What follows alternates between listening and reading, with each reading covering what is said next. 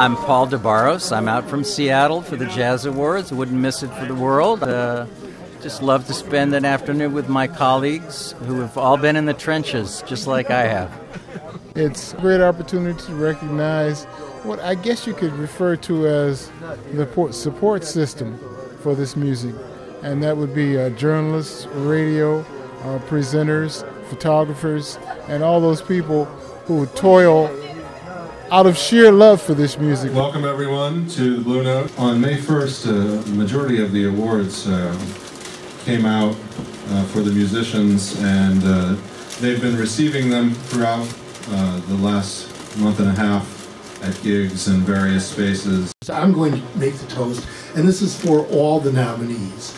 Musician nominees, all the journalist nominees, all the nominees that we've ever had in 17 years. So let's drink to that, to the nominees.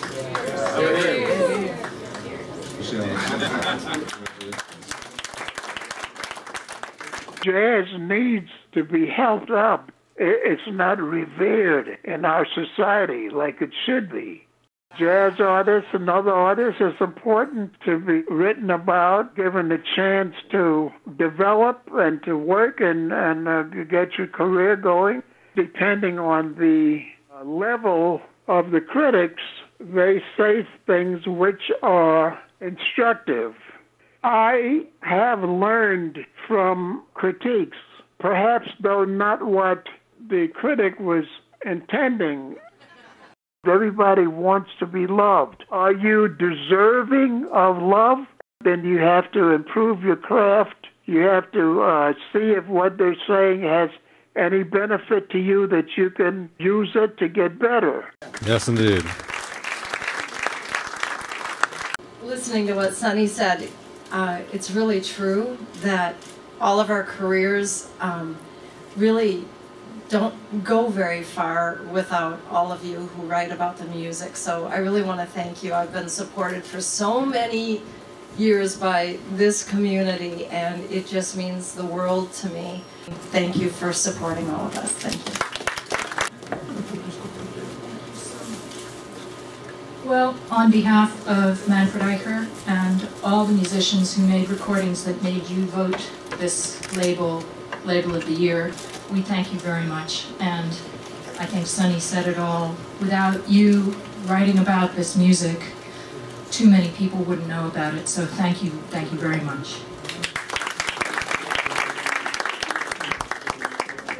You know, I think of these guys as a sort of like a spiritual brotherhood that records the evolution of this music. You know, of course, I'm really honored to be considered. I'm really encouraged. Thank you so much. Oh, yes. I remember when I came to this country in '94.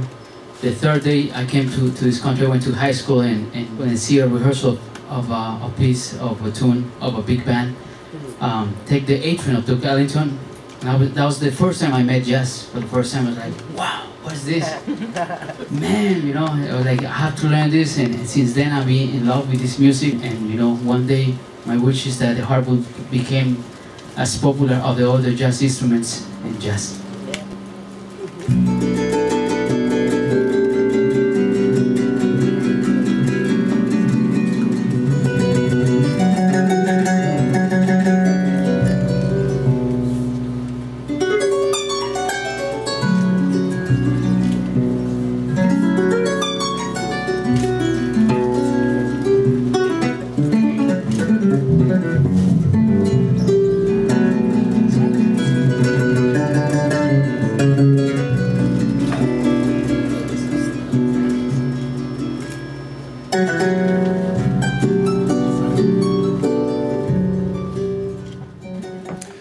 When Howard called me to tell me I'd been selected as the New York Jazz Hero, I said it was a spectacular thing to get some recognition for doing my job, for following my passion, and for living long enough that somebody noticed.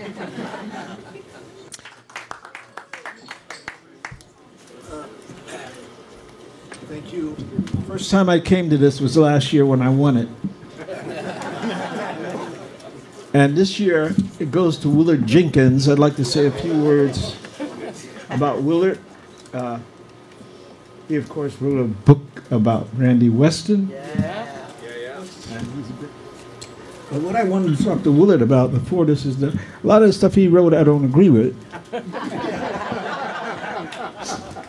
The question of why there are no black journalists or writers on the music, I just want to ask him, had he ever heard of slavery? Because that might be a reason why there are not more.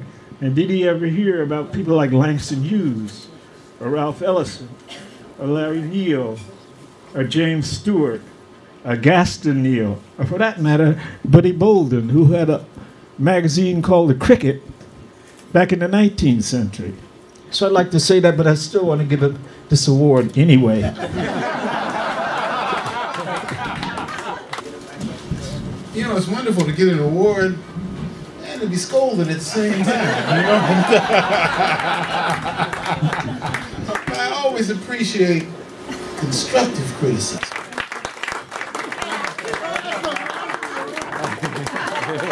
And I'd like to tip my hat to the other people who were nominated, because I know what a job it is to stop doing the research and start writing the book.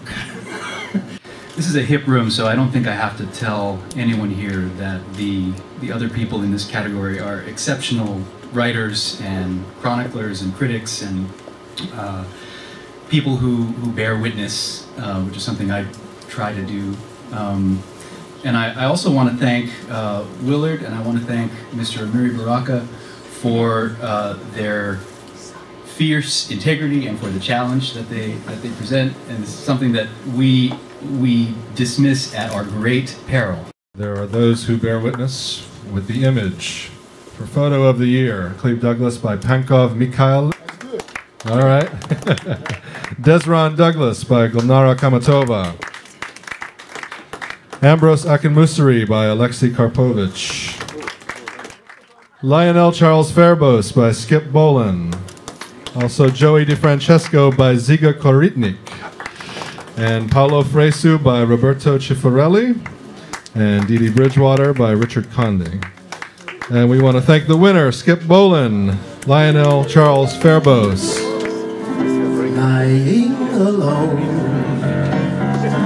in gentle darkness, wanting what's not there alone to hold you close, so near. It's a dream, just a dream, 'cause no one's there. Dreaming alone. Each day I learned how memories get over my worst day of my love, until when walking. Our next award is for Blog of the Year. Blog. Thank you everybody for this lovely obelisk. More importantly, thank you for everybody for all your support and all your tremendous inspiration. And one final thank you to all the musicians for your constant inspiration, and you are the reason why I have a job. Thank you to everybody at the JJA for voting for us. I believe this is the 13th year in a row that we won, and it's still appreciated. It still gives us thrills every year, and thanks to the JJA. Who are you? Oh, I'm Jeff Tamarkin. I'm the associate editor. The other guys are up at a sales conference.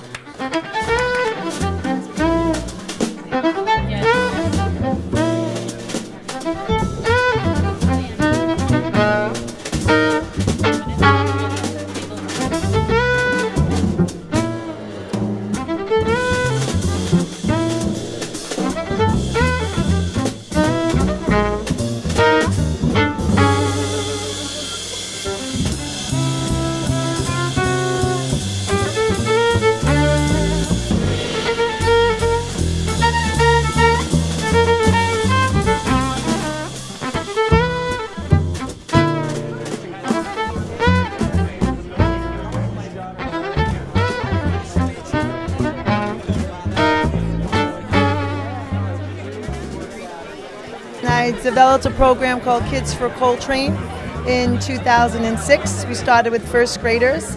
Nat Hentoff wrote about us in the Wall Street Journal and his book At the Jazz Band Ball. He put it in the last chapter because he told me it gave him hope for the world.